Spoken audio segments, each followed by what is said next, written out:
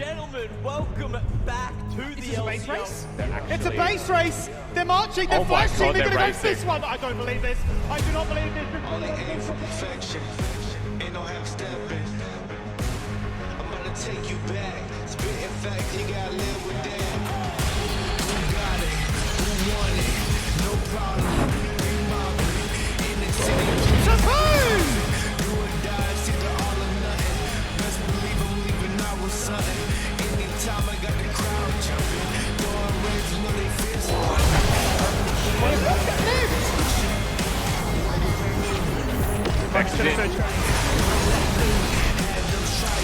Just evaporated.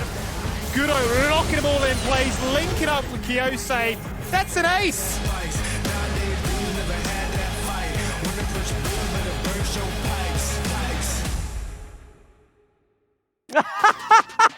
Welcome back to another beautiful day here on the LCO, delivered by Menulog. Day 2 of 3 here in the Super Week. We've had a whole bunch of fun yesterday. We're going to have more fun today. Plenty of it, actually. A couple new segments in store and a couple of extra guests in the studio. Unfortunately, planes were cancelled, so it's you two. Yeah. But the man who was supposed to be here, he's hidden on set somewhere. We didn't want to put him on the couch with me just yet. He's too cool for us. Who is it? Who are they looking for, just in case he's here somewhere? Wim Carbon Tendell, Yes, that is the man. the most famous Ivan player in Oceania.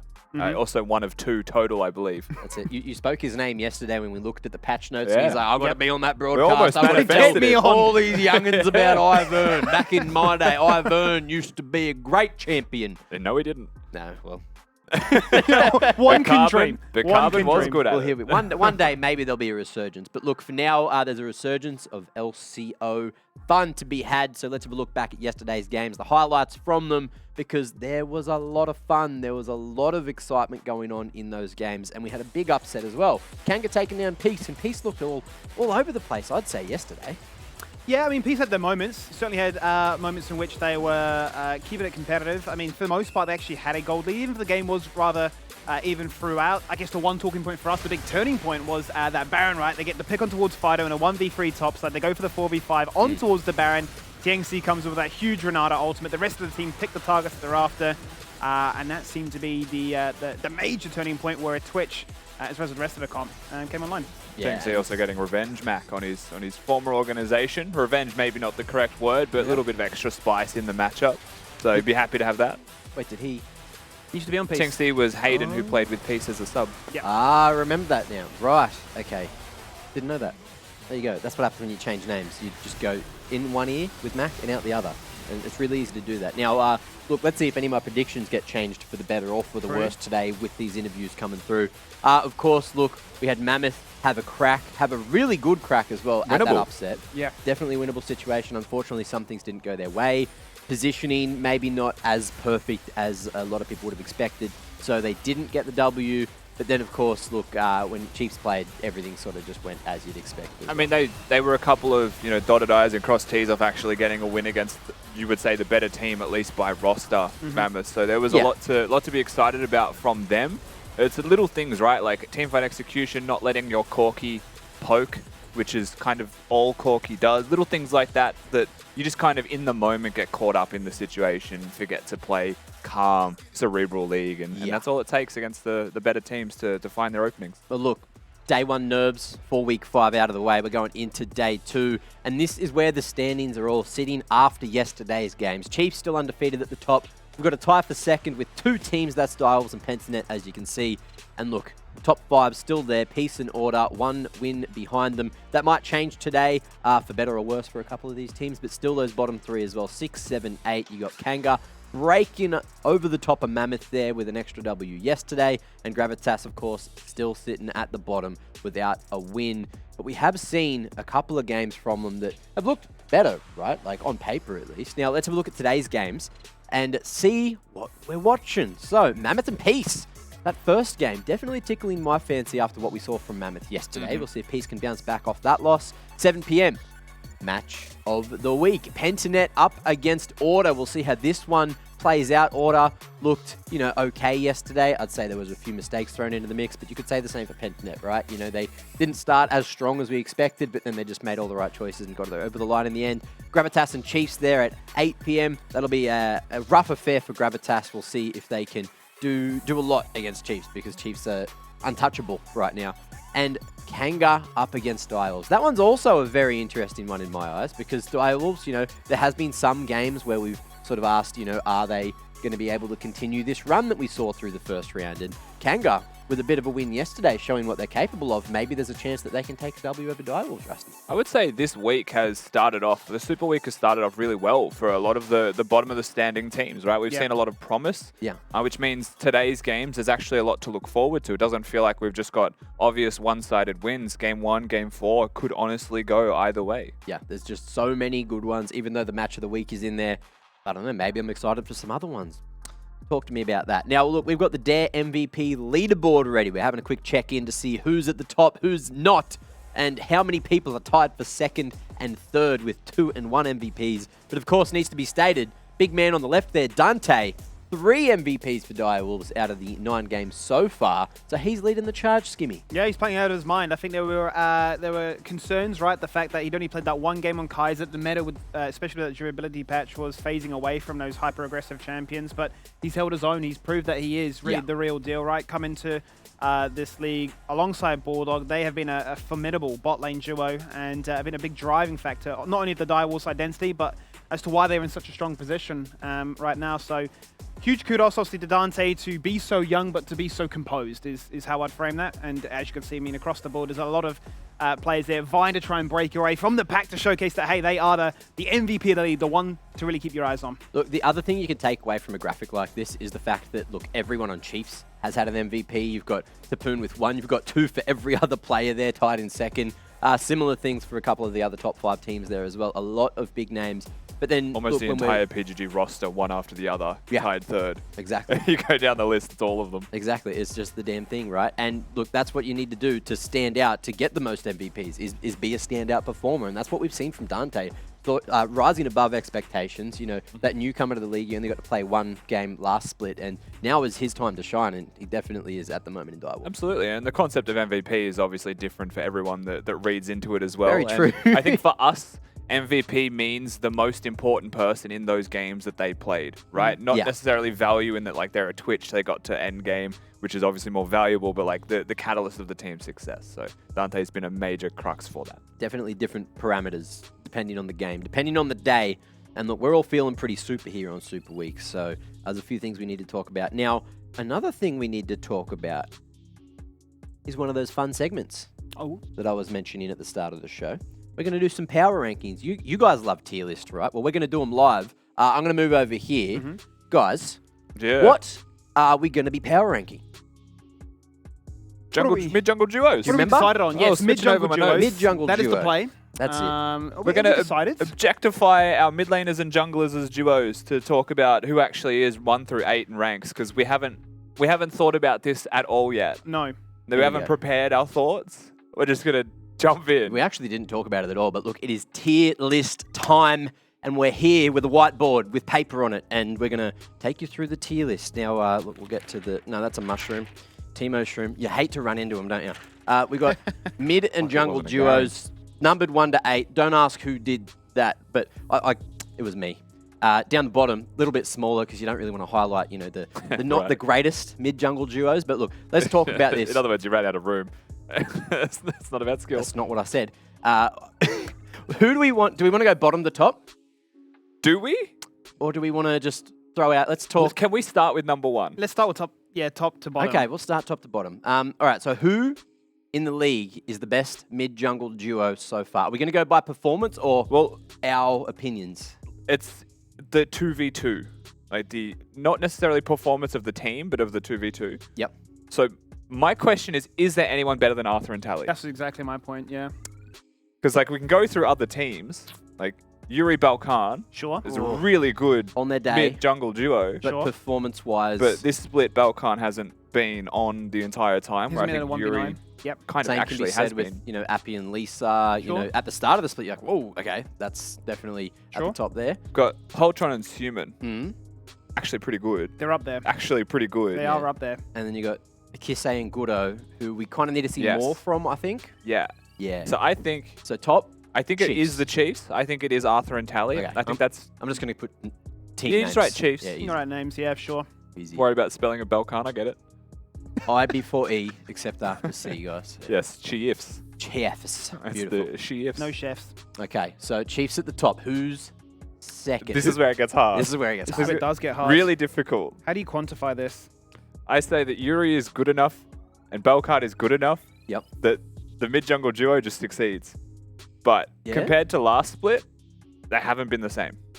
Like, I feel like they were commanding. So were Appy Lisa, right? Give Like, a special shout out to Lionel Auto Jungle Phil for a week or two. put Kanga second for the 2 It weeks. definitely Yeah. made Kanga look pretty strong. He was there. He existed. Yeah, yeah. So the only But challenge I have we need here, to make a decision. the only challenge I have is Poltron's Human are really good so far. They are. They are. But I do don't we- think they're a mid-jungle duo. It's not best, for the whole split yet. It's best right So I think now. it's Balkan Yuri. You think it's Balkan Yuri? That's my... But like, In a 2v2 sense, probably yeah. Because it does feel like Poltron and Seaman definitely do their own thing, but come together and Yeah. pop off. so you're yeah, agreeing? that's true. I feel like Seaman just he just exists for a little while, doesn't do a lot, but then he just gets all these kills, right? I feel like they're He both just- like solo queue demons, and then they come together and it just make it work. So I feel like Right, if we so are objectively going 2v2, PGG. probably would go PGG. Yeah. PGG? Yeah. Easy. And I'm then just I gonna think it's literally Direwolf's abbreviate. third. PG, that's an L.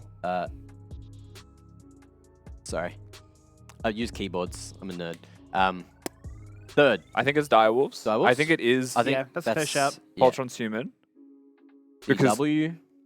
the competition here is Gudo and Kisei, who I both think are good, but they haven't shown much together. Gudo's still integrating. Kisei's Yeah. played like TF and does his own ganks, Sure. right? Like sure. there's been a lot less of those two being involved together. But Peace or Order next. I feel like. I don't want to put Peace above No, Order ever. What about Mammoth? I mean, What about Kanga? Foreigner Foreigner has, Fido's. Foreigner Fido is. They've been definitely putting in a lot of work. Yeah. Do they break into top 4? Do you think? No. I think it is just. I refuse to put Peace above Order. Okay, so Order. I'll say that. That is my foot is down and I refuse to put Peace above Order. If you think that Kanga is above them, that's fine. I'm not putting Peace I above really Order. wish Kitty was here to straight up fisticuffs with you on that. She's molding in chat right Yeah. now.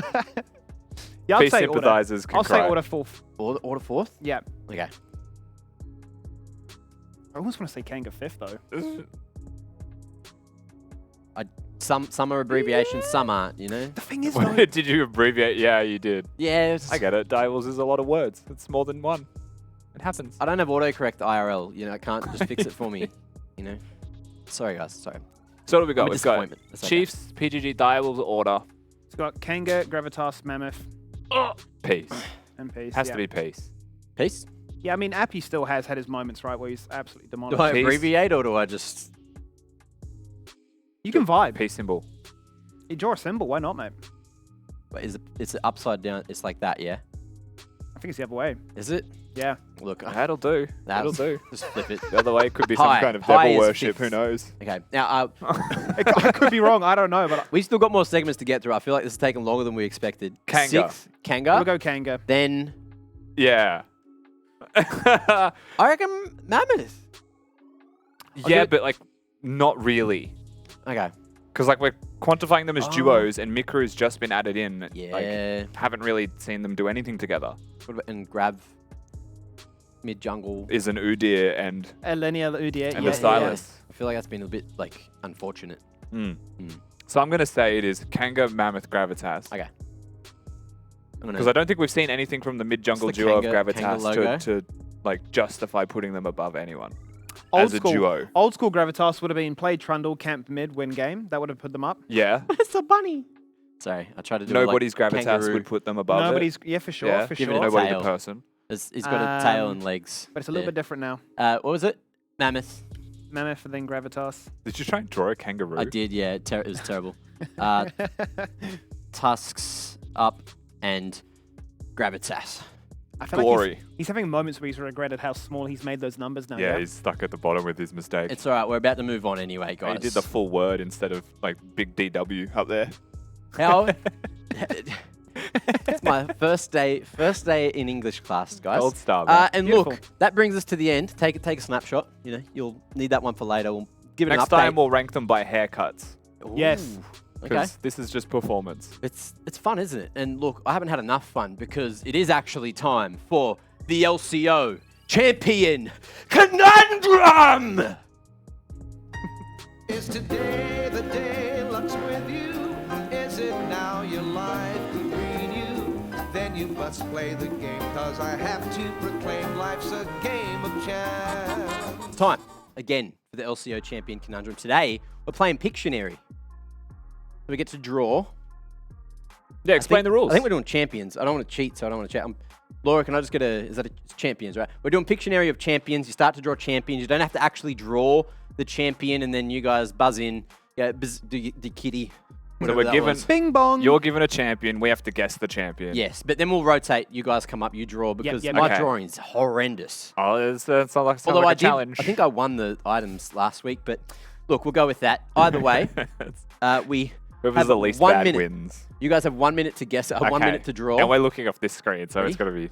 3, Yeah. 2, Yeah. 1, go. Oh, jeez. Like he says go, but it hasn't looked yet. 5 seconds to process.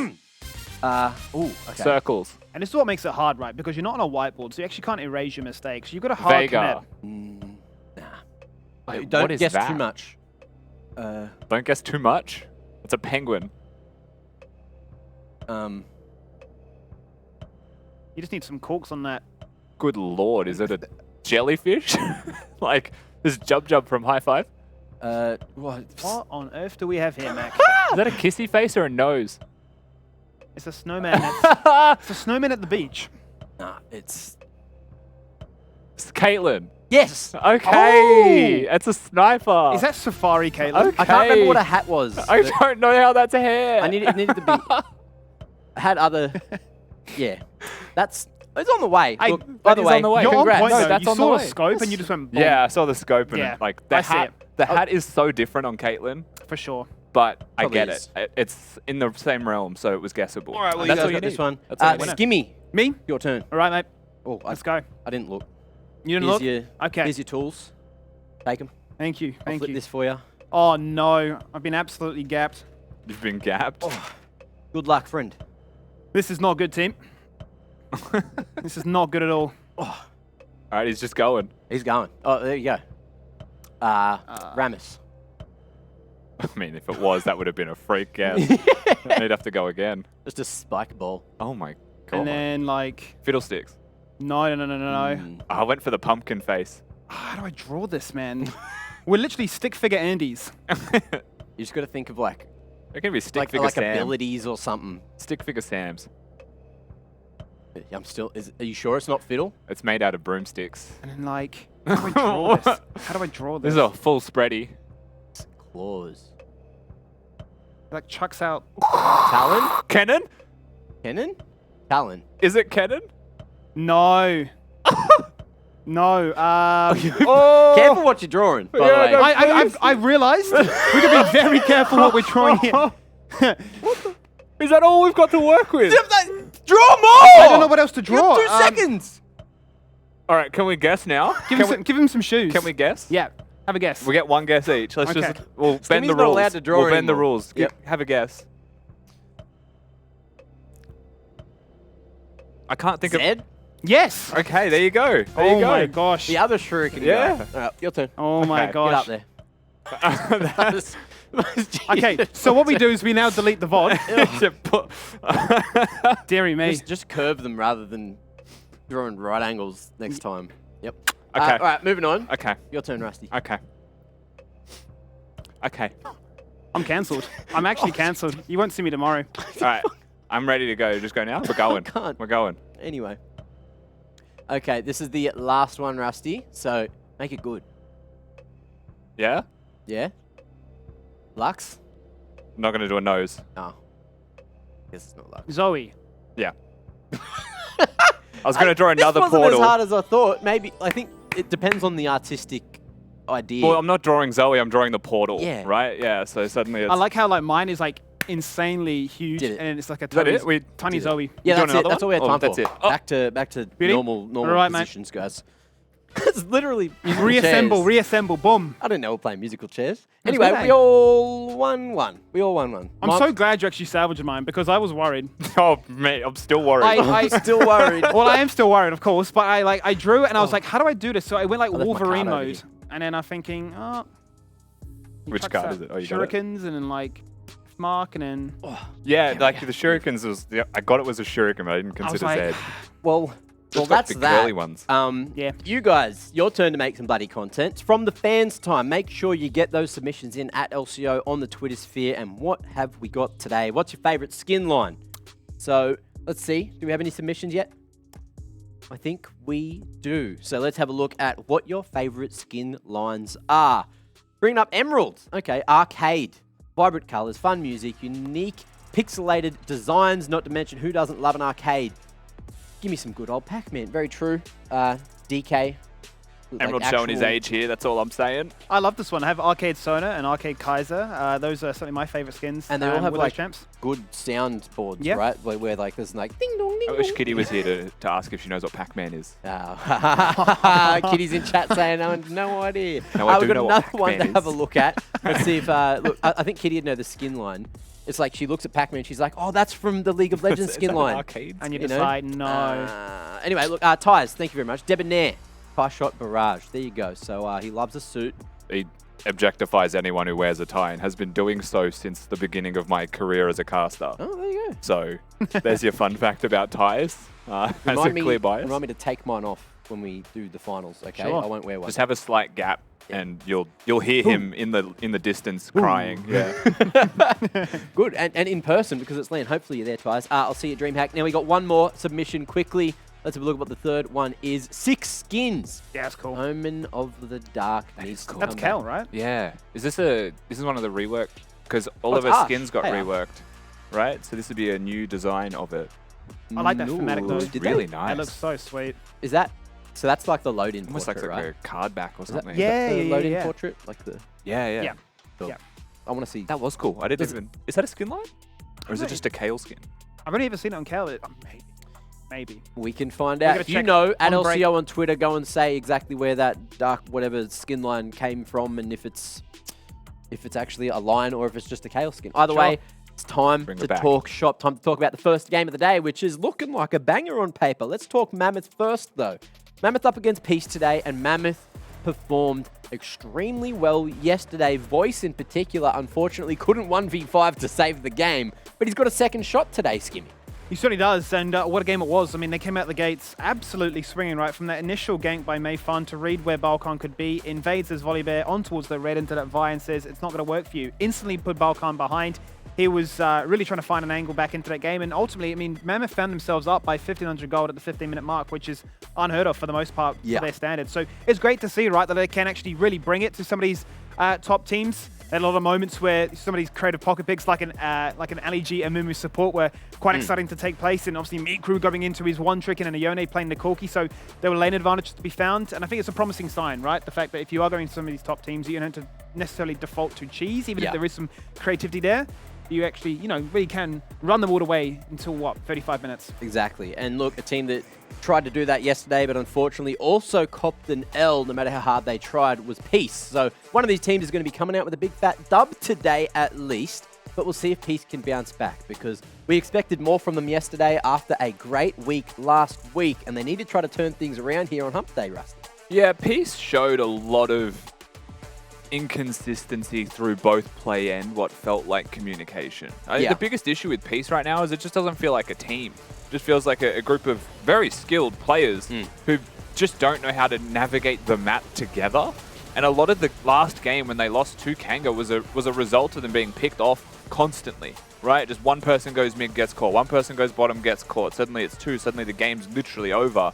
And it was of their own decisions that happened. So Peace definitely have to do a lot of introspective looking here to see if they can, turn the ship around and actually right where they've gone wrong yesterday. because they had definitely have the most to improve on, where I feel like Mammoth, in contrast, showed improvements and need to double down on that. Oh, another talking point as well. Looking at this, last time they went head-to-head, Mammoth took the W, which means if they win today, there is a chance they've got that head-to-head. And the biggest thing for me, Mac, is please, if you're Peace right now, just ban the KO. You can't allow that one to go through, because that was when Pat Bryce rocked up to the scene and says, I'll pick it, I'll play it, I'll absolutely dominate with it. And, I mean, it really was a tale of two halves of those two top laners, right? Because the KO did, what, like, I think like 35% of the damage. Tien was trying to smurf out of his mind as that GP did, like, nearly 50% of the team's damage, but the KO factor was too much. The KO factor was too much. They scaled to success last time. I wonder if we'll see a similar thing today. We have seen KO, you know, respect band against Mammoth every single time, because a lot of teams are recognizing this is, you know, a kind of a win condition at the moment. Paparazzi's too damn good on the thing. He just exists, and then he wins after he pumps out a bunch of late game damage.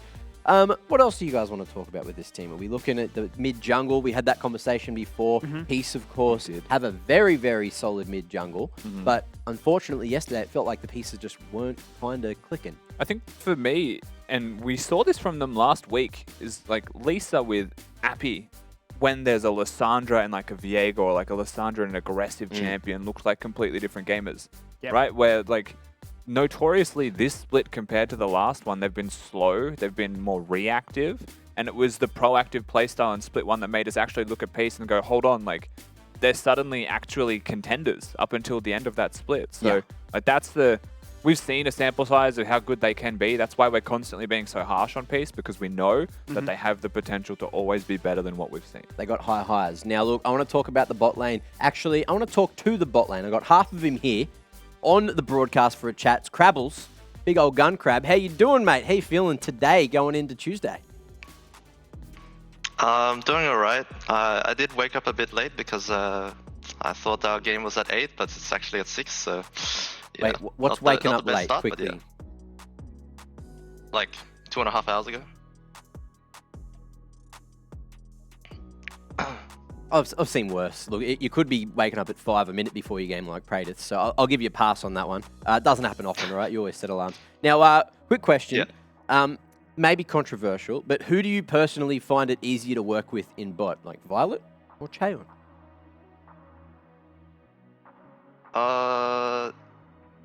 Who do I find easier to work with? I think both have their like pros and cons about working with. I think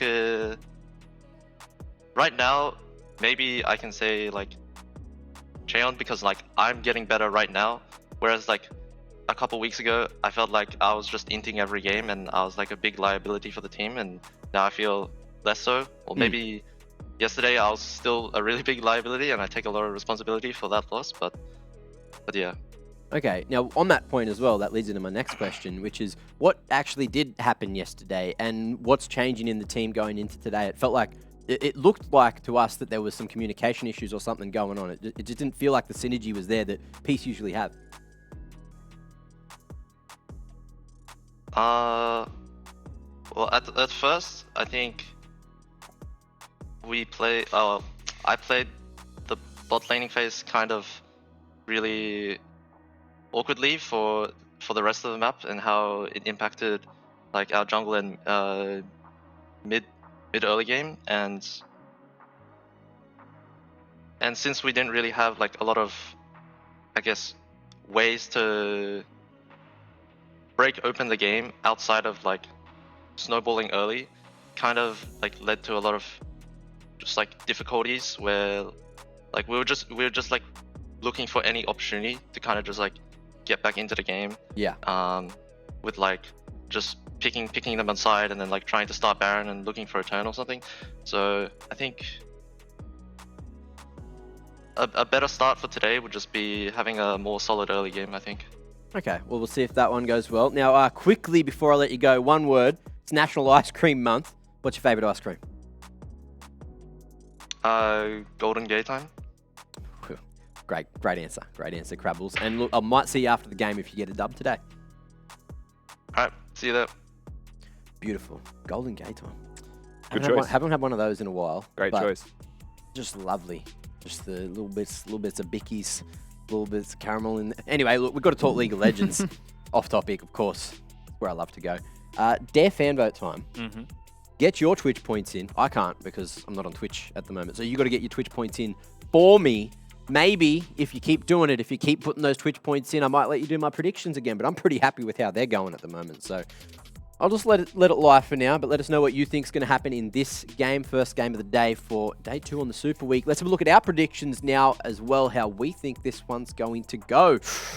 I thought there'd be more Mammoth believers after what we saw yesterday. Why do you think that, Mac? Why do you think that? Why do you think there'd be more of us? Answer the question, Mac.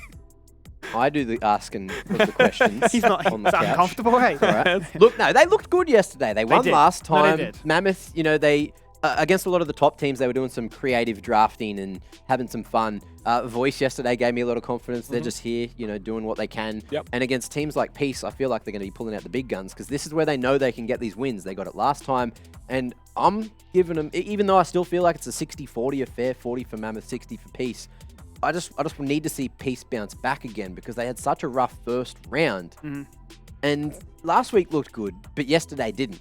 So I'm still waiting for that consistency to exist for Peace. Now, talk to me. Are we going to get to see Lisa on that Belveth? Because he copped that ban yesterday. And we Possibly. didn't get to see him even think about it. It's possible. I think from what we saw yesterday when Godot played it, what it was that you do need some early game champions, or at least some ideas of how you can promote the fact that you can get early kills, you can get a Dragon, or you can get a Herald, so you can unlock that form as quickly as possible. Right? We did see that they both want to go for a full clear, want to hit level 6 ASAP, so Yeah. I can understand that. Maybe it comes out, maybe it's a good way for them to try and contest Mammoth if they do double down on being hyper-aggressive early. Maybe it is. And we'll see if that happens or not. Because, ladies and gentlemen, Champ Select is ready. Game 1. Let's get into it.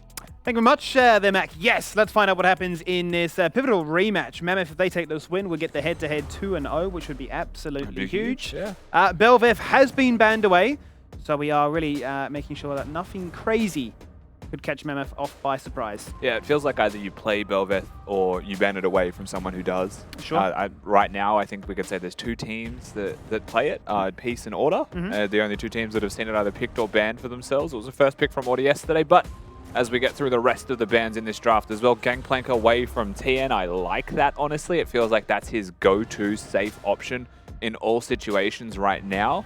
So perhaps this does make TN uncomfortable. It is funny that we're in a world where you could ban Gangplank and feel like you've pressured TN because he has 100 champions. Like, one day, he's on red side, he might just last pick Riven top with Ignite, and you're just not ready for it. He can. And he could. You go Kale, right? There's Wukong? Makes sense. Presumably Wukong will be locked in, so that's a nice first pick for Mammoth. Excuse the visual bug, of course. And that's the other part of this pick ban phase, right? Things that have been left open. The Wukong has been dominant in Oceania, so not a surprise to see that one locked in first and foremost. And the handshake always has been in response right of Viego, but it hasn't had the best time. So we are seeing that Lisa cycling for a few different options there. Is going to settle on the Lee Sin. You imagine that Ezreal was certainly in consideration as well as a very safe option for that second pick. Quick fun fact that I found quite interesting was that Mammoth have only ever played blue side once this entire split. That was against Peace. This time they've actually elected themselves. We want to play blue side. That might be the secret. And it's interesting that I think this is the second draft in a row that Mammoth have been in that they didn't go towards the Lucian Nami. And I feel like in other regions we've still been seeing Lucian Nami. LCS, I believe, had Lucian Nami as a priority most of this week as well when I was watching that. But not in OS, suddenly. And again, our own weird internal metas of drafts and of champions strike yet again. I bring this up because blue side 2-3, if you have locked in a Wukong first, you could straight up go Lucian Nami, pressure their third pick into being a support, or you get to ban things away that are favorable. But it doesn't seem like that's the path that we're going to take here. With Corki locked in again, Mikru was okay on the pick yesterday, can't complain with how he performed, did really well into the Yone matchup. Sure. Which is something that can swing towards the end pretty heavily. And it feels like if this is locked in, they have 100% committed themselves to the long-range bombardment and siege lifestyle. Not anymore.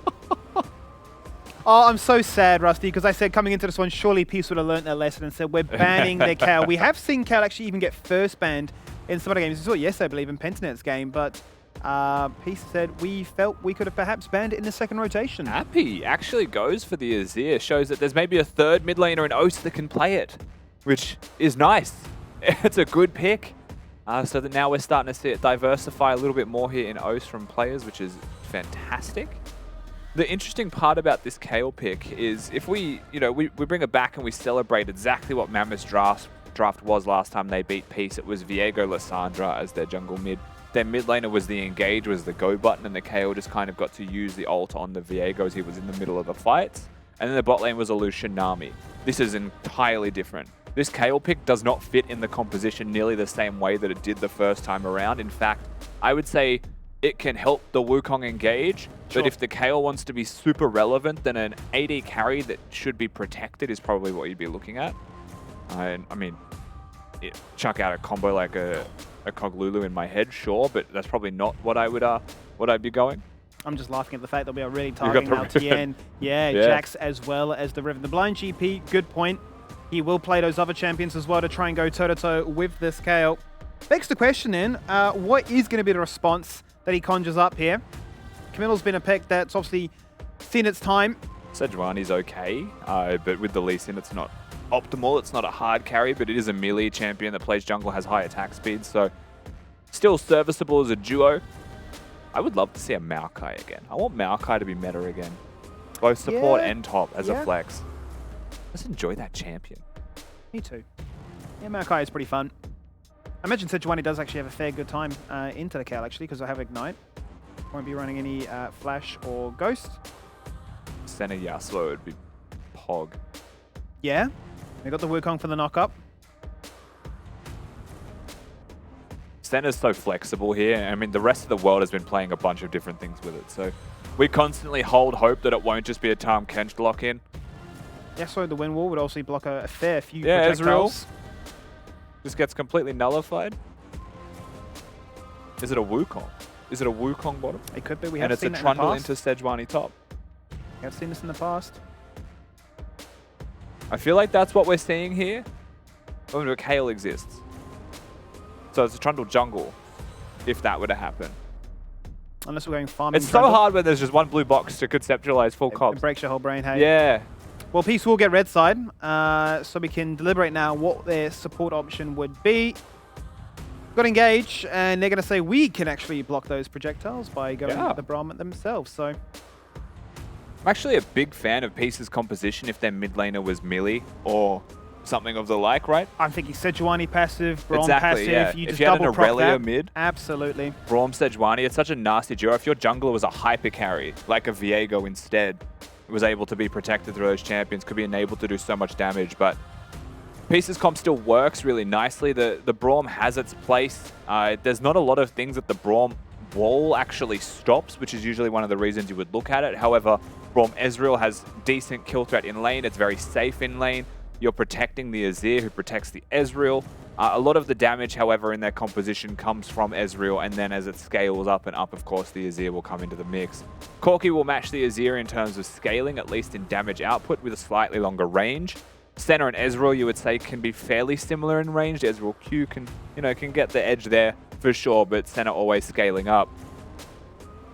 We'll see where they choose to put all of their champions, however, here, Skimmy, because that's really the last remaining question for me. Does the Senna go with the Wukong, because that's the duo that we know? That's what we saw before it has been confirmed. No doubt we'll get a confirmation in just a second with that loading graphic, but it does beg the question about time. More than anything, right? We've been saying that the Senna can have multiple different pairings. It doesn't have to be the Tahm Kench, despite Tahm Kench always feeling like the optimal option. In this case, they said, really, we are going to double down on aggression. We are going to have options to try and bridge the gap, to get us into the mid game, to have that skirmishing potential, so we aren't just hedging all our bets on hoping that Kayle can survive early, function late, and then 1v9 like they did last time. Yeah, it's not as 1v9 an angle for Bad Prize this time around. For sure has the comp to enable it, however. And big question marks here as well for Peace. I can't help but feel like picking Sejuani actively into Kayle is picking like a... Not free scaling. Ignite Sejuani can absolutely control the lane and can body the Kayle out, but you're providing a platform for the Kayle to scale for free 100%. You make a mistake, their jungler gets a counter gank off, something like that, you're isolated 1v1, Pat Bryce is going to love it from level 6 onwards. He's going to have a good time being ranged. As we have our confirmation here on your screen. Yes, we do. And I'll tell you what, this is very interesting for me because the only ever time we've seen in OS even before LCO, Wukong in the bot lane in a support position. That was played last year, split 2 by Gunkrab.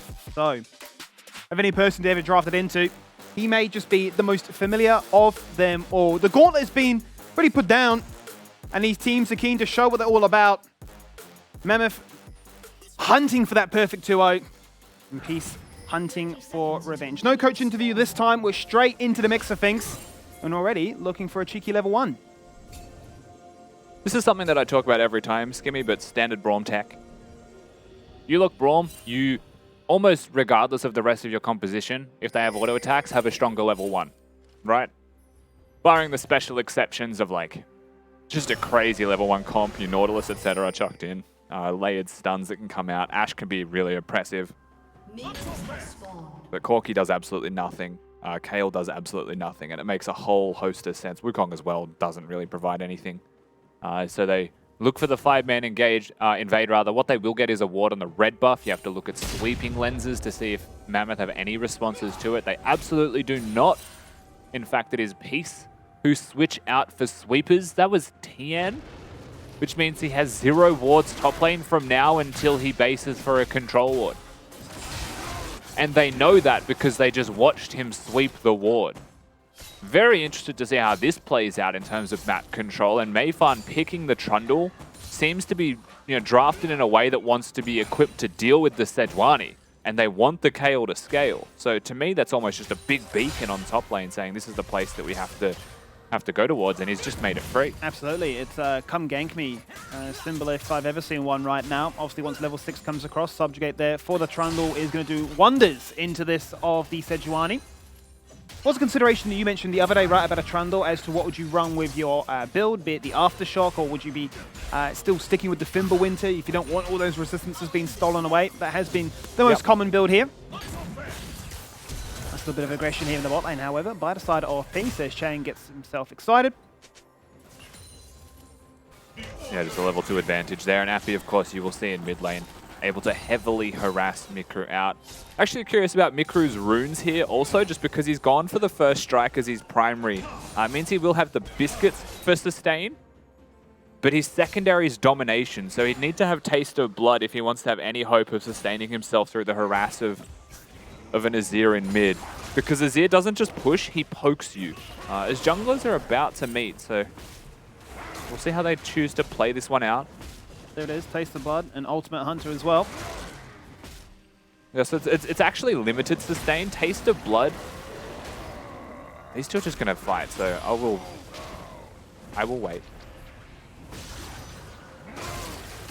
We're still going at it. In he goes. Lisa makes light work of that one. Appy across the wall, trying to assist in whatever fashion he could, but those junglers really were having a go at it.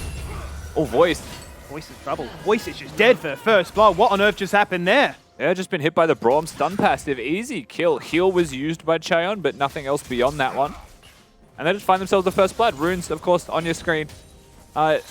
The comparison that I was going to make here is the choice of second wind in the resolve tree. I think actually it does have value into the Azir just because you have constantly going to be receiving poke from when he uses Q to push waves in. Where your Q is Corki, if you're throwing that onto the Azir, you have to deal damage to get that health back. You may not be pushing the wave. So it means that Azir actually gets to win more while you sustain just a little bit. Azir tends to not just scale as well as you, but has so much more control in the lane itself.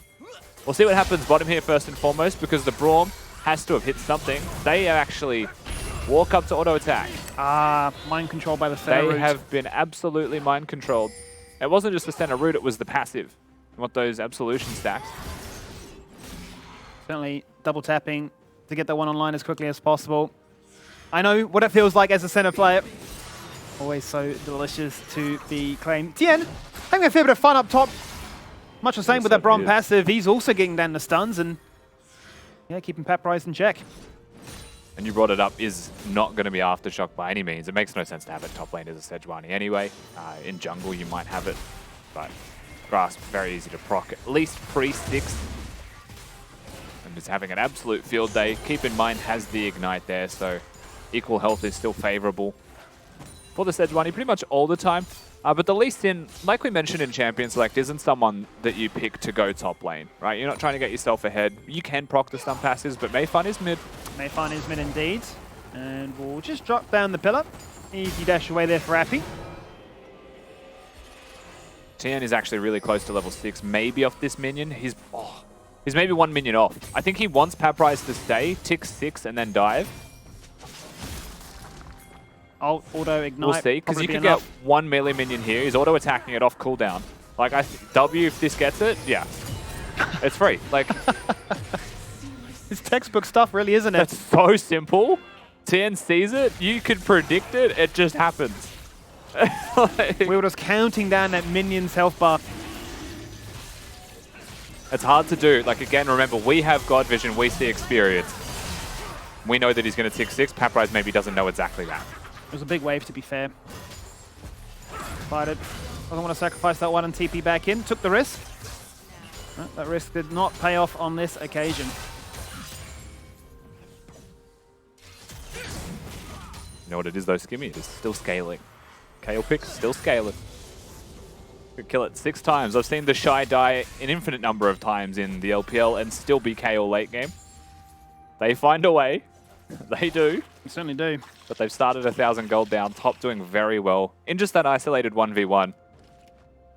And Mayfun, unfortunately for him, because they've picked Kale top, they picked Corki into a lane that has no priority, has no first move.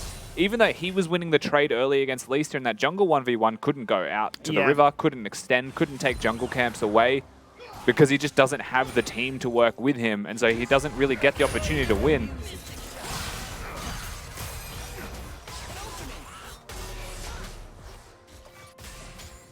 G being ever so excited there to try and dash on through and trade out. Whenever Enchain and Gunkrab do decide to try and be flirtatious with it. I'm excited to see how that one does really start to play out, because we have seen it in the part, you know, very rarely. Certainly does give you a lot of skirmishing potential, especially once level 6 is there. Once again, Tien just jumps on through. Another grass proc, another bit of damage. I can sort of see a little bit more why the Sejuani could be a bit of a nuisance for the cow. Absolutely, it is. I mean, again, in an isolated 1v1, the Sejuani has a field day. Kale pre-6 has a hard enough time. Kale post-6, when the Sejuani can threaten all-ins with that ultimate, still absolutely an issue. And it's not really a case of, like, when Kale hits level 6, she becomes ranged. It's not a case of suddenly wins the lane. It's a case of harder to kill her, still loses the lane, right? It's that ultimate breakpoint of like 2 items, 3 items, where you just become impossible to deal with, regardless of who the opponent is. That's the only real fear, but otherwise, Tien's just going to have a great time. And it is Paprise's responsibility to exist as best he can, and Spot continuing to pressure, but... Answer back though onto Ali G, isn't it? I mean, they lose vision for just a second, and Shane does not miss these Mystic shots. Holding the resolve as well in terms of abilities, they're able to just chill out. Both bot laners are going to be ticking over to 6. Voice, having died, will be behind in that experience. However, Peace, they'll find their first opportunity with just an immeasurable amount of priority in both mid and top to start that Herald for free. Nice one towards that Herald. We did get a brief moment just then, right? We can see if Paprise doesn't get completely pounced upon into a stun, that he can answer back once exalted. Utilize that range form and even out the trade. There's Herald going the way of Peace. Certainly a great way for them to continue their gold lead as they find themselves up by a dragon as well, here 9 minutes in. The tragedy for Mammoth, like you just highlighted, is there is no Drake, there's no cross map to be made. Mayfun was actually resetting towards the top side of the map, so he's not even going to be able to take away Wolves or Gromp or Bot Scuttle. Just goes to his own camps and is actually spotted on vision at the same time. This does just mean that, again, you know, Peace have so much control, they have so much tempo that they're able to get the objective, they're able to reset and not lose anything as a transaction, so they can win more after that reset. Means at least he can go straight towards his bot side. He can actually full clear all the way up to red buff if he wanted, but he hasn't used his kick yet, hasn't used his flash yet, and he's got Appy with first move. You can see they could just invade, they could go bottom if they wanted to. Certainly what they're looking at right now, as there are pings on the minimap. You can see that Mammoth are doing their best to try and get back to base as quickly as they can. Managed to do just that, but vision is being controlled. Scuttlecrab now being acquired there by Lisa, setting themselves up quite nicely for that second dragon. Not too far away now. And I guess for us, we're looking at Mammoth, right? What are their tools to try and contest that second dragon? Package, no doubt. Ali G with ultimate. Would Pat Price even entertain the idea of First coming down? package is 12 minutes now, is it? You're right. So it's not going to be just for this Drake unless it is delayed heavily. Top still fighting. Oh, look wow. In potential. The ult has to come out to try and buy time to burden that ignite. It could have just been enough with one more auto. I mean, it would have been enough if Kale ult didn't come out, but this means Papri back to base with no teleport. Is just going to lose an extra couple of waves. This is a cannon and a full wave after. Mayfun finds Gunkrab. Has found him. Can he lock him down is the question. Just puts the shield up, the door goes down, and he can just jump away to safety there. A rare moment for him to try and find a pick target with the bot lane pressuring. The top's almost close to a full turret here.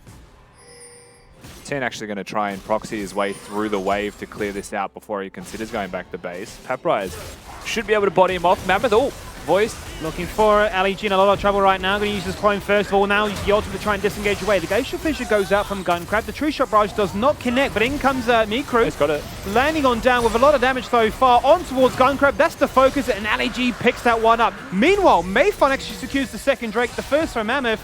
They've done their job beautifully.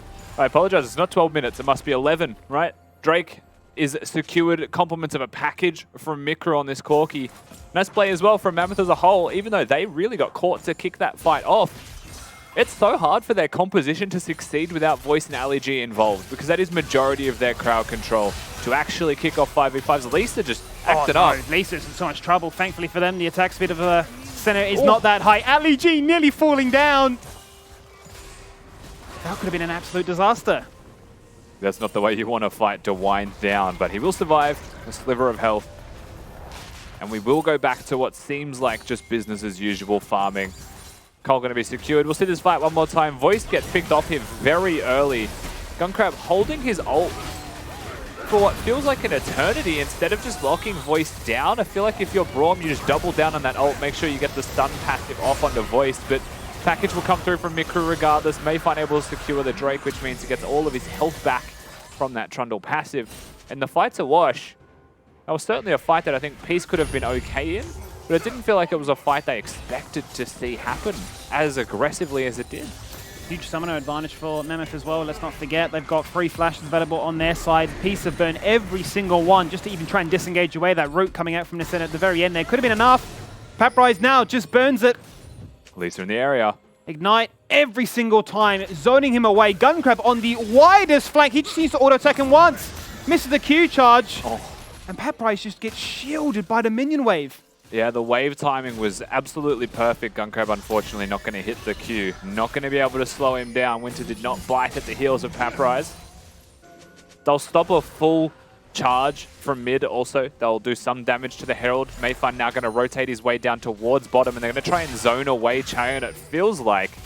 But at the same time, he changes his mind, so it's just a couple of cheeky plates down here for bottom. Farm going really well for LEG. Is matched with this Ezreal.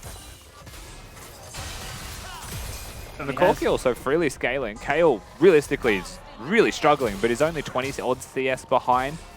Probably is a bit more gold than that, however. Yeah, I mean, Tian is super far ahead.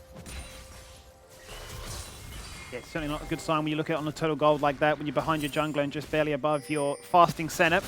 But that's to be expected, right? It is to be expected of the matchup. If you are going to blind pick a cow, you'd hope it would get punished in some fashion. You're not expecting to have a good time early. Hey, fun. And it's being connected on by the Sonic Wave. Stun could be utilized there by Tien if they want, but it is on towards a Trundle underneath the turret with an ultimate. Maybe not the target you're after. Yeah, so the interesting thing here about what Peace are doing is they've broken top outer turret. Tian is free to move on the map, but there's no coinciding with an objective on the side of the map that they are. They're threatening perhaps for this bot lane outer turret, but the reality is Herald is up in 15 seconds in their bot side. So they're not putting priority towards the objective. They're not utilizing the Sejuani's free move and priority for anything meaningful just yet. But that's something you can expect to see more of from Peace as time passes in this game. Both junglers in the area, even if there is the Herald up and available now.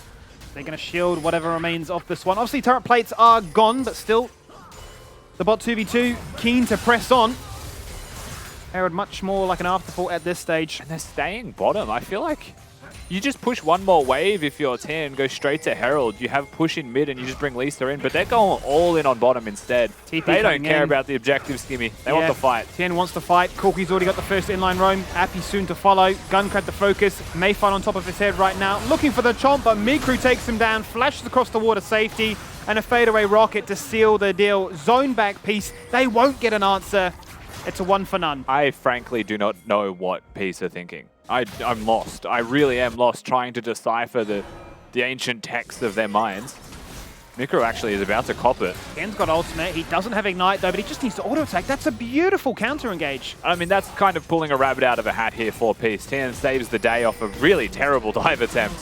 They'll end up losing their bot lane turret when they're the ones who make the play. The thing is, Paprise has been freely farming top this entire time also. Sure.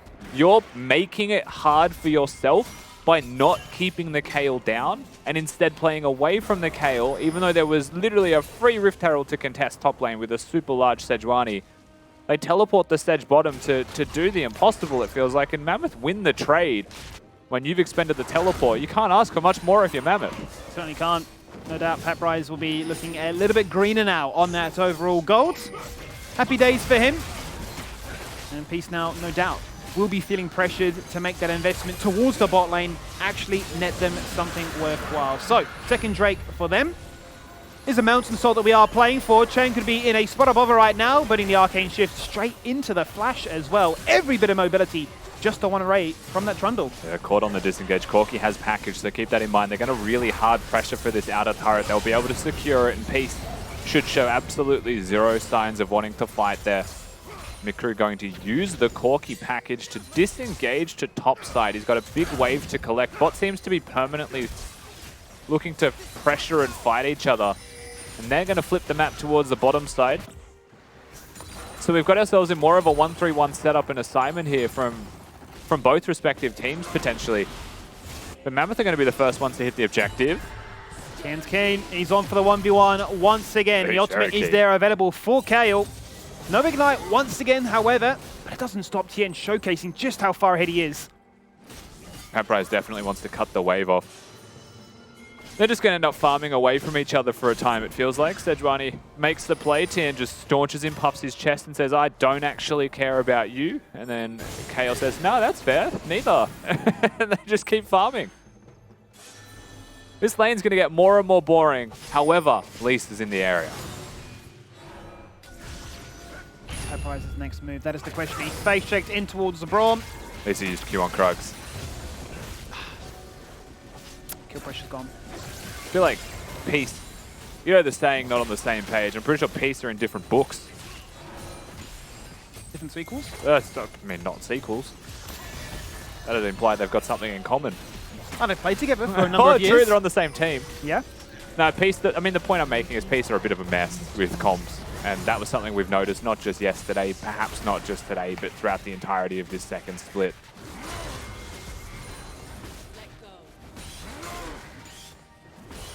And that's okay, because they are still playing for playoffs. They've got plenty of time to work on it.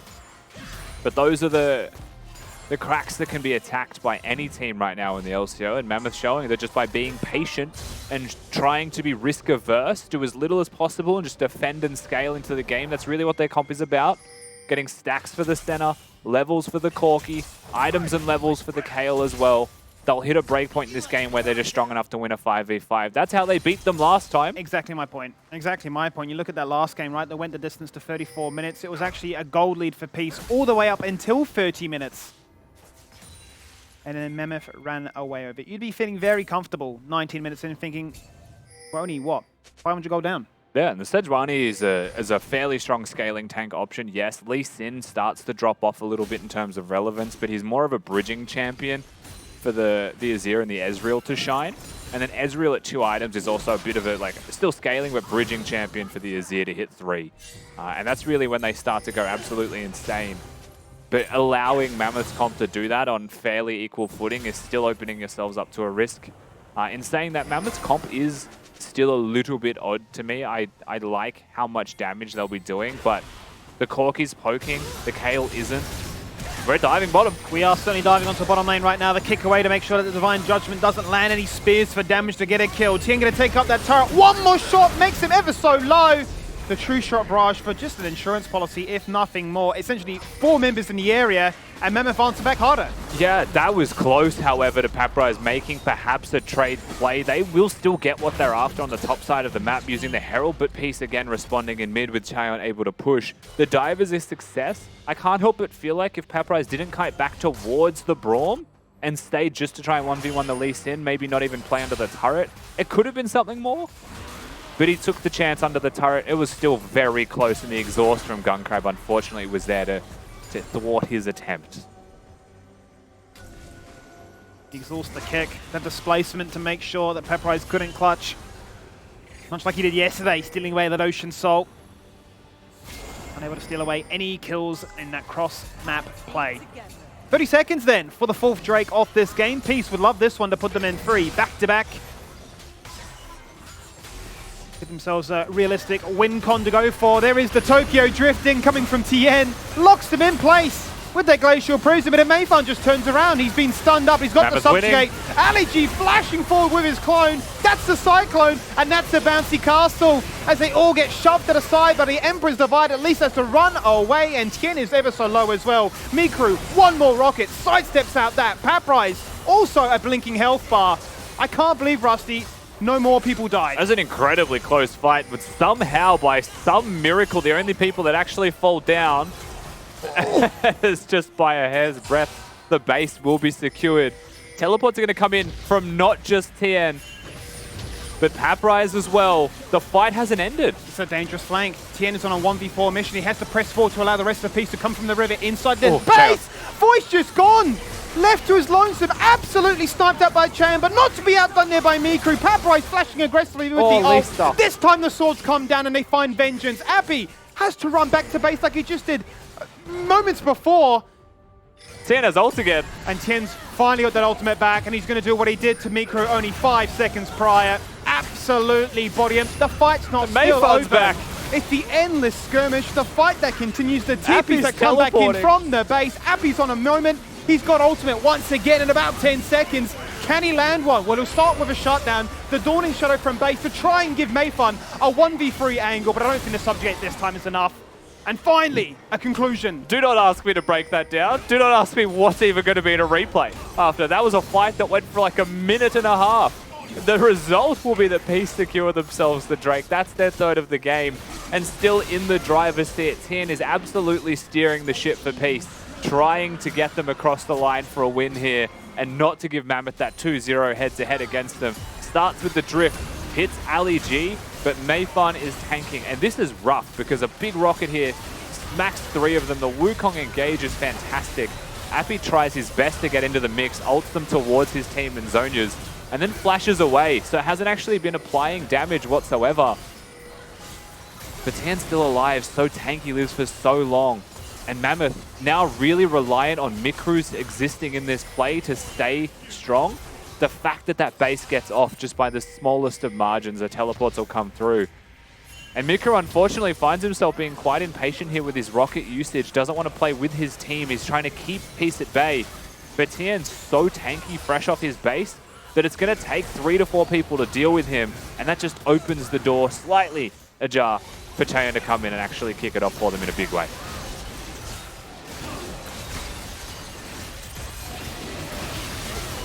On to the Baron. And it's been taken just like that for Peace. Mammoth. Mayfan is dead. We'll have to find out what happened there. Mayfan is dead, as you say, so Mammoth have any other option but to be relegated, really, to trying to push out some waves and hope that they can really limit the potential that Peace can achieve from this one. But it feels odd, right, to go from the longest replay into just the free Baron. Yeah, I mean, that fight went for so long that it feels like the entire game just, like, completely shifted, turned on its head in favor of Peace. But the fact they get their resets off right, they're able to get back onto the map. They play towards the Baron. You can see it still, if you look at the minimap, the vision that belongs to Peace. That was theirs to set up, and that was Mayfun walking in by himself. Yeah. Just walking straight into the jaws of the beast. Mikru in bot lane, Voice Nigeria in the mid. Fortunately punished for face checking. Still, the gold lead is as close as it comes. This really is the same narrative that we're building up from their last meeting. It's not enough to feel comfortable right now that the job is done if you're a Peace supporter. And deep down, you are just counting down the clock, thinking, okay, 2 more levels. Kale and a Corki. And really is game on once again. But Gunkrip just on the side there, just going to try and zone away, prevent any kind of wraparound to ensure that this turret does fall on down. Single-handedly by Tien bolstering that wave. Did have to use his ultimate there though on the Braum, so was absolutely caught out by the pillar. Respects them, has summoners, however, still ready to go. Peace going to be very hard to stop them right now as they aggress towards the turrets. Not just mid, but bottom also.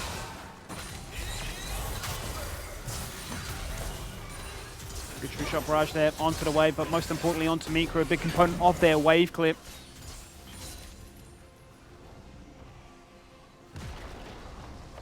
And we're just playing for 2 lanes. I mean, top lane is ever so far away. Top lane's good for Mammoth. In terms of wave setup, they're happy with how top has gone. Mikro just got back, didn't he? Like he just got back. He's copping it. In we go again. Tien looking for the Hail Mary across the wall. Not going to find it. 2-man center route there from Voice. That's quite nice, but it won't change the outcome. That mid inhibitor will fall on down. And back to bot lane they go. Very hard to stop the bot lane push from happening now. However, they're still looking. Onto Pappy. Appy jumps in with the Emperor Divide onto 2. Papros with the self-cast of an ult, but he's being stunned. He can't auto-attack. He can't do much. He's just been collapsed by the true shot barrage. Mikru dives ever so far away. A flash, a dash, a hope and a prayer, but he cannot find it. This is the Cheon show. He's sitting on a triple kill. Quite honestly, could run it back like split one all over again. Give him the penta. Hunt for that quad. He missed one mystic shot, but surely he's keen for it. He's been stolen by the burn of Appy's Azir.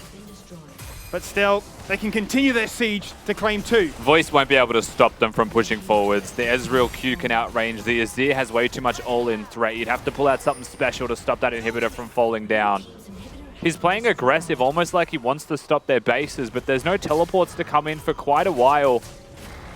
The damage in the last team fight, it really is the carry show here from Peace. As Mammoth get onto the map, they want to get towards the Mountain Soul if they can. But they're stuck in their base now. Super's going to crash. Mountain Soul not too far away. They've got about a minute now to try and clear out as much as they can to claim any form of gold to give them that extra injection of power, be it an elixir, be it a crucial item component. It's crazy how quickly this game just shifted on a dime from that one team fight, which was 3 team fights in one, to be fair. But that one moment in this game, it swings from even Mammoth scaling us, giving them a lot of hope. Suddenly your faith rises in the squad, and then it's gone. Tien stamps it out with no hesitation.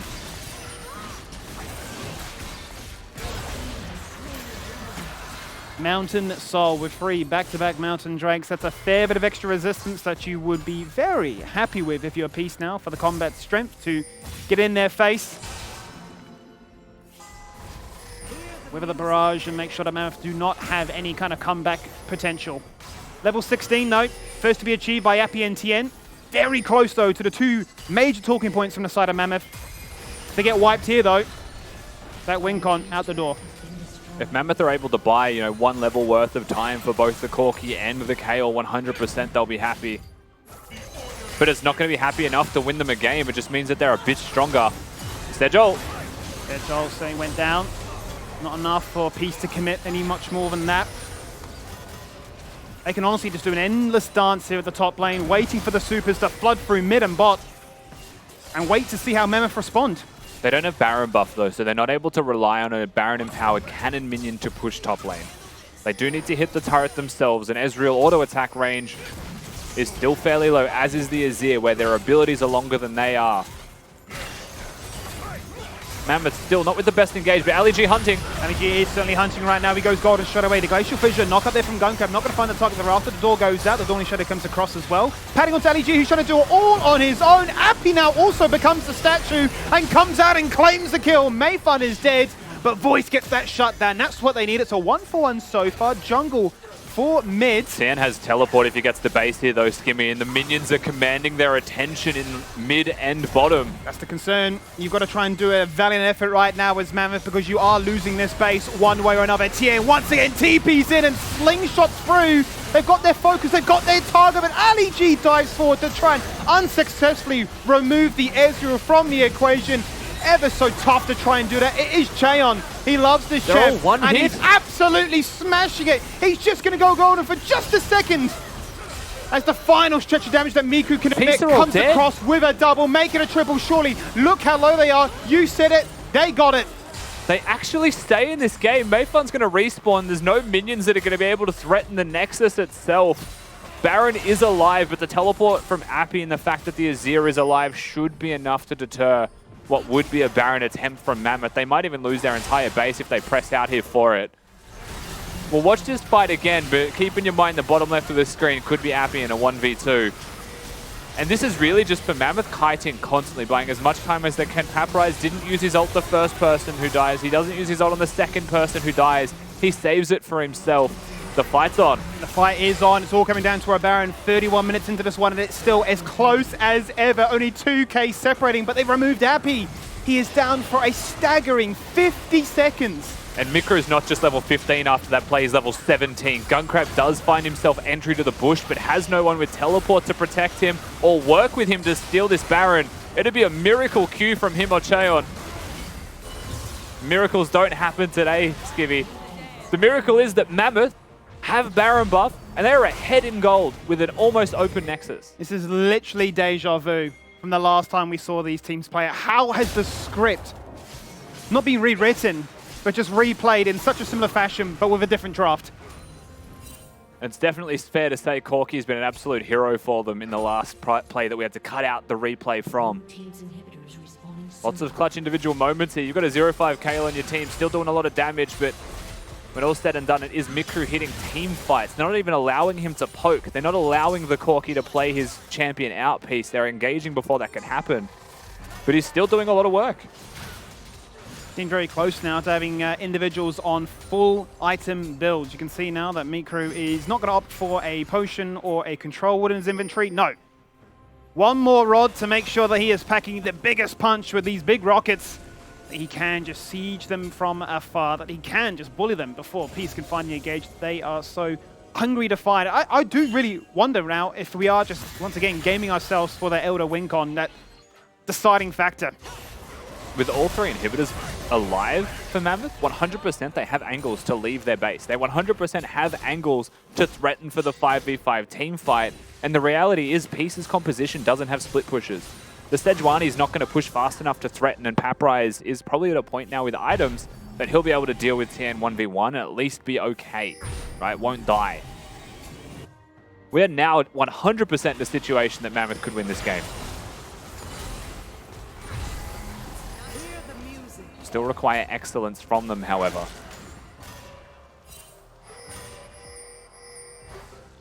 Next minute and a half going to be ever so important for determining the fate of this game. Not placing wards. Elder's not too far away now. We can see the indicator on that minimap ready to rock and roll. I put more priority right now on their minion waves. It seems like Ali G and Voice are showing bottom. They're not placing control wards yet for the Elder Drake. Peace are on the other side of the map. Teleports are going to come through here. Tian grouping up makes a lot of sense. He's the primary engage for the team. Mikru, does he get spotted out here? Vision Does. goes down. As Tien, package though. whether or not he would decide. I mean, to try Peace and are just intercept threatening to... It feels like they're threatening for the Nexus. They've really cut Mammoth off. They're going to force the bases. But Mammoth have Baron. So they're going to get here instantly. Instant flash kick there from Lisa, trying to tap into some insect energy. Mikru jumps across to the package. Everybody's standing on top of it right now. They need to run away. Completely untouched across the wall, outside of his own base's fortifications. He's got a Guardian Angel. He's topped up, level 18, and ready to go to be the hero in this game. They're chasing on forwards. The Azir Sandcastle finally falls on down in mid lane, but they're going to flash on forward looking for Chen. They can't find it. Summoner for Summoner and Dash for Dash. Peace running for the hills, but Mikru wants none of that.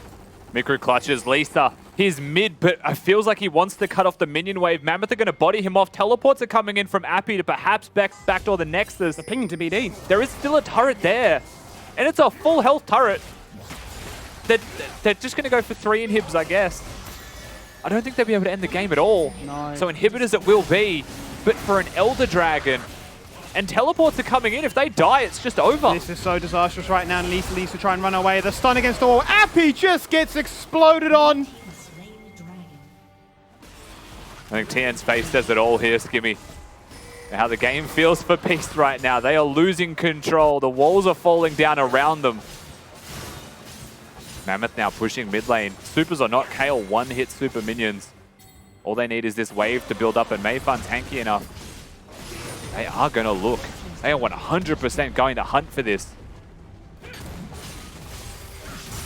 No Baron buff might help Peace save the game. We'll see. Eyes on the prize, that is, end this game if you're Mammoth right now, but for Peace, trim this wave, delete it in an instant, do whatever you can to try and buy precious time for the Elder buff to fizzle on out. Lisa once again jumps and through, kicks actually into the Brawl Mult, but they're on towards Chaeyan. That's not what you want. The bot lane of Peace is gone, and now they just find it in TN. Lisa is just standing still, dejected, rejected, unsure what on earth has led them to this point in time. 36 minutes in, Mammoth once again bring it back from an early game into a late game, and they've got the head-to-head against Peace. I'm getting severe deja vu here of Peace versus Mammoth 2.0. It was a Lee Sin kick that almost lost them the game the first time around. And try as Peace might, once again Mammoth, they just pick scaling champions. They rely on the mistakes of Peace, and guess what? They were there. And suddenly the game is Mammoth's to win. That they certainly were. That they certainly were. What a game, Mac. I mean, ultimately, I did it. Kale's the king. I think I'm up with you there, Skimmy, or up with Kitty now in predictions. Ain't that something? Hey? Yeah, sure. Feels real good. What a mess, though, huh? That game went for a while. You knew Mammoth were literally just trying to exist, and exist they did. All the way to one of these. A big W. It was messy. Some of the fights, I was looking, and I'm thinking, like, their MVP, like, Tian in there. This man is just soaking so much damage every single one of those fights, just kiting everyone away from the carries and allowing them to do work. And there was so many fights where that happened. And it ended up being all for nothing because Peace couldn't end. They got so close, and then just a couple of knife's edge team fights around some of those objectives in the blue base were just ridiculous. The fact that they had the bloody Mountain Soul as well, just that little edge. Then the Baron was gone, then the Elder was gone, then the base was gone from Mammoth because they just turned it all around. Their macro, look, you can put some questions out there and say, why did you do that? Why did you do this? But at the same time, it ended up working. They just salvaged it. I saw an angle as well. Again, you know, yesterday we saw Voice almost 1v4 and 1v5 to win the game. I saw that kind of happening at points today as well. And then as soon as he got a couple of shutdowns, he was down almost 2 whole items behind Chaeyan for a fair while there. But then those team fights enabled him to grow. The team fights enabled Paparize to go up, 2-3 levels, go all the way to 18 at the end. Man was just insane, untouchable, pumping damage. Definitely in MVP contention for existing in the late game. And that's what they had to play for, right? Like, look at this. This is the one that saved the day. Mikru Voice coming in just in time to get enough damage through and stop that Nexus from falling. And then, look, you just saw this as well. Ridiculous scenes here on the LCO. And it's only game 1 of the day. That synergy from that last play just makes me so sad. Lisa legit kicks and then says, and that's done. And that's all I'm good for. And just cops the L. I can't believe that Mammoth have managed to beat them twice in a row from the exact same strategy. And the thing is, like, I think this is just a complete exposing of Peace and their inability to play and close games out if the opponents aren't coming towards them. Look at the goal grab. Yeah. Just dip, boom, straight back up. That's like almost that's over 10K. That's like a 12K swing. That is an uppercut to Peace. Whoa. Wow. Well, as I was saying when I was talking about Mammoth, I needed to see some consistency for Peace in this game. And we almost got it early on. It felt like Mammoth were a bit all over the place, but they were just together enough to keep the base together, to turn it all around. And as you mentioned, big boom, uppercut all the way towards the end. And I've got the man that dealt that uppercut as well, or at least one of many. It's Ali G. He's on the line. How you doing, big friend? Big man. Oh, you didn't have your headset on. Oh, I said hey. I said hey. I saw you had your headset off. What's going on? Yeah. Not much, just a bit tired after that game. That was a stressful one, but somehow we managed to bag the win. I don't know. Okay, now talk to me. Ambitious pick with Wukong there in the support role, but of course paired with the center. Were you expecting the early game to be a bit easier than what it ended up going? I mean, I think Voice overstepped a little bit early on. But I mean, I think overall we played the lane pretty okay. I made a lot of mistakes as well, but I think we came out in an even position considering what happened early.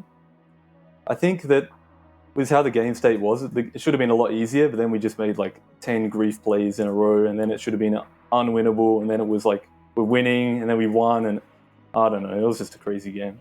Everyone was just getting mind controlled by T, and he was just like, look, I'm taking your damage, you got to kill me, and then you just couldn't kill him for a good like 20-minute area in the middle of the game there. Now, I need to say, you're one of my favorite supports at the moment because you are exploring the champ pool more than a lot of other subs. You're not just playing the Nort, you know, the whatever else is down in bot lane.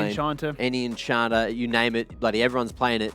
Except you're going for the Amumus, going for the Wukongs, picking up a couple of bruises and tanks in there too. So, talk to me about the mindset there. Are you just doing it to be creative for Mammoth, just trying to, catch people off guard, or are you do you just play these other different champions? I think a lot of the time we try to be flexible and try to facilitate how we want to play. So in that game, for example, Bryce saw that how the team comp was going, and he said he wanted to pivot to Trundle. So he said, "Oh, why don't we just go Wukong center here then?" And I think that turned out pretty well. And yesterday, I mean, the Amumu, it didn't go as we wanted, but I mean, in scrims we've had pretty good success with it. And I think it's a decent pick overall. So yeah, I mean, hopefully you guys can expect to see some more interesting picks from the team. Yeah, hopefully we'll see that. We'll let you go. Enjoy the win, and that's another one for Mammoth. You're climbing up the leaderboard again. Yeah, thanks, Mac. Catch you later. Always good to chat with Ali G. Man, had a good game. You ever considered that Tusks Up as a slogan feels counterintuitive to a Mammoth? Because if you want to put a Mammoth's Tusks Up, they'd have to full flip onto their back.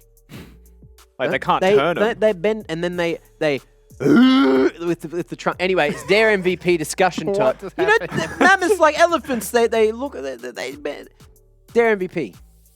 I like low key. Still want to give it to Tien.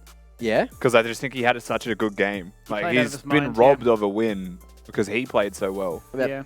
But Mikru would be the person I would give it to from Mammoth. Yeah. Yeah. Well, I feel like it might be a bit BM if we do give it to Tien. We'll give him an honourable mention. That he did really well. He did great, but peace lost. That's fine. So I want to give it to Mammoth because Mammoth are hunting for these wins. They got the head-to-head. I feel like Mikru definitely deserves it. I'm not going to disagree. Good. And I'm happy for it to come up as an MVP. Honourable mention is extremely honourable, and the precedent does exist that losers can win it. Extremely honourable. But it is Mikru who is the Dare MVP for today. Man did work in the mid lane and had 100% KP, which is crazy. I guess there wasn't a huge amount of kills throughout that early and mid game, right? It was just like a pick here or there. You got to that 20-minute mark and there might have been 5 kills in total.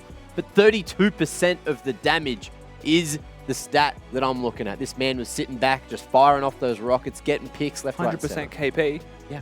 Nuts. That's the biggest one for me, for Actually sure. nuts. Yep. That everything ran through you as a Corki, that we saw so many of those moments in the base defense where you're landing a crucial amount of siege. Even if you was copping a fair bit of siege as well, right? Going back to base and delivering it right back at them. Yeah. It's a pretty good stat to have. Also the second win Mammoth have had with Mikru playing and the second Dare MVP's gotten. True. Absolutely ridiculous. But the man is filling mid pretty damn well, but we've got to fill in time before the second game. So it's time to jump on over to a break before the match of the week. That's coming up just after this. It's PGG up against Order. Whatever you can to try and buy precious time for the Elder buff to fizzle on out. Lisa once again jumps them through, kicks actually into the Bromo, but they're on towards Chain. That's not what you want. The bot laner piece is gone. And now they just find it in Tien. Lisa is just standing still, dejected, rejected. Hey, look, menu bomb. I mean, I think my win rate is substantially higher than my OPL one. 20%, not that good. 100%, that's pretty nice. That's pretty good. That is pretty good. The first 100% win rate player we have this split. Okay, well,